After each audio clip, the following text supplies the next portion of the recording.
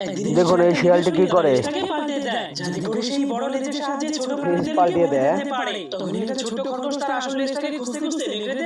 চলে আসে, কিন্তু তখনই সেই নেকড়েটা তার জীবন বাঁচানোর জন্য সেখান থেকে পালাতে শুরু করে দেয়, কারণ সেই নেকড়েটার সঙ্গীরা সেই নেকড়েটার পিছনে খরগোশের লেজ দেখতে পেয়ে নিজেদেরকে কন্ট্রোল করতে পারছিল না। পিছনে খরগোশের লেজ আছে। দেওয়ার জন্য তার পিছু করছিল। তখনই খরগোশটা তার আসল লেজটাকে নেকড়ের পাছায় লেগে থাকতে দেখে অনেক কষ্ট পেয়ে কান্না শুরু করে দেয়। এই জন্য তখনই সেখানে একটা সোজারু এসে তাকে বলে, কান্না করো না, আমি তোমার আসল লেজটা তোমাকে খুঁজে এনে দেবো। এরপর সোজারুটা শিয়ালের লেজটাকে নিয়ে নেকড়েটার কাছে চলে যায় আর তাকে বলে, তোমার লেজটা আমার সঙ্গে পাল্টে নাও। তখনই নেকড়েটা তাকে বলে, খরগোশের লেজ অনেক ভয়ঙ্কর, কারণ এই লেজটা লাগানোর পর থেকে আমার দলের লোকেরাই আমাকে খাওয়ার জন্য আক্রমণ করছে। এটা বলার পরেই নেকড়েটা জলদি করে শিয়ালের লেজটাকে নিয়ে খরগোশের লেজটাকে খুলে সোজারুকে দিয়ে দেয়। এরপর সোজারুটা জলদি করে খরগোশের কাছে গিয়ে খরগোশকে তার লেজ ফিরিয়ে দেয়। যা পাওয়ার পর খরগোশটা অনেক খুশি হয়ে সোজারুকে চুম্মা দিতে শুরু করে দেয়। এরপর নেকড়েটা অনেক খুশি হয়ে লাঠি দিয়ে রাস্তার পাশের ফুলগুলোকে নষ্ট তারপর করে কি হয়? শুরু করে দেয়। তখনই আবারও শিয়ালটার সঙ্গে তার দেখা হয়ে যায়।